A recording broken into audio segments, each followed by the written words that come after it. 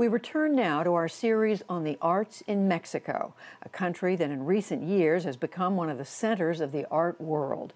Jeffrey Brown was in Mexico City before the pandemic to see how the country grabbed the art world's attention and what that means for its artists. It's part of our ongoing coverage of art and culture, Canvas.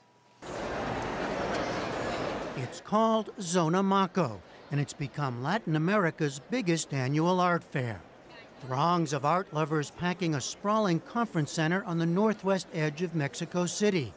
Major galleries from the U.S., Europe, and South America, as well as Mexico, showing art of all kinds. I always thought it would work, but I never thought it would become as big as it is now. Zelica Garcia founded Zona Maco 18 years ago and has seen it grown to 200-plus exhibitors showing some 800 artists. International in scope, but now the center of a thriving local scene. I think an art fair has to rely on their local collectors first. And we grow with the local market. If the local market had not started buying more, the fair would still be 70 galleries. Over 5 days, the fair attracted some 72,000 visitors. We are a good part of Mexico. If you come for the art fair, you don't have to see the ugly part. Mexico has been a cosmopolitan art center for at least a century. Just think of the famous murals of Diego Rivera and others. But today, signs of its place as a contemporary art hub are all around, with new museums whose spectacular architecture has changed the skyline of this ancient capital. An annual art week in February that's grown up around Zona Maco and features smaller fairs like 7-year-old Material, which takes place in an old High-Lie arena and attracts a decidedly younger crowd. Indeed, younger artists from the U.S. and elsewhere are flocking to Mexico City these days, attracted by the lower costs and hip vibe. And galleries like House of Gaga in the leafy Condesa neighborhood exhibit both local and international art stars, like American artist Laura Owens, who painted the space with a mural of local colors and imagery. Gallery co-founder Fernando Mesta. She thought of every inch of the architecture. She did a research and she thought of the context. Young Mexican artists love to see this stuff. So it's an American artist, but making a Mexican... Well, making something specific for here, yeah. Like others we talked to, Mesta is well aware this is a Mexico different from the one the rest of the world typically sees. I feel like a responsibility over it because some of the best news about Mexico are related to culture. Our filmmakers, our artists, our institutions, our traveling shows. And when people come here, they're fascinated to see how relevant culture is in Mexico, how rich culture is in Mexico. But the other side of life in Mexico, the poverty, the violence, and the horror of drug cartel murders and disappearances, all that is never far away. Many artists are addressing it directly. Luz Maria Sanchez joined a group of women in the northern state of Sinaloa in search of remains of loved ones who disappeared amid drug violence.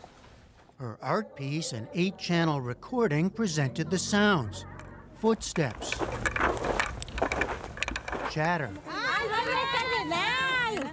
Picks and shovels working the dirt. To take us right there. This is art that aims for social impact.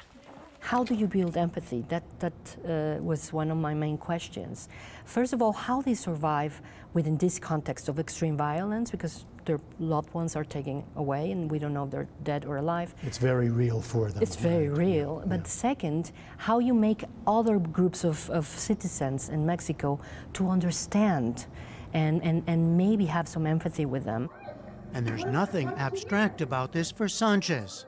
When she was 11, her father was murdered in their Guadalajara home.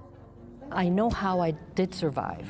I don't know how these other people having coping and having deals to survive as well. Maybe that's one of the reasons I started doing art.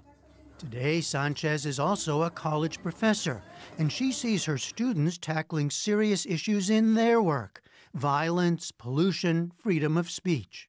They are putting together these kind of exhibitions, and they're always very critical about their surroundings. Trying to address the social issues through the art. Because that's their reality, yes. Art does stir passions here, including protests at the famed Palacio de Bellas Artes, at an exhibition on revolutionary hero Emiliano Zapata. Some of the works were documentary, some reverential. But many were angered by a painting that showed a naked Zapata in a pink sombrero and high heels. Art and gay rights advocates defended the work. Ultimately, the museum installed a wall text saying Zapata's family disagreed with the depiction.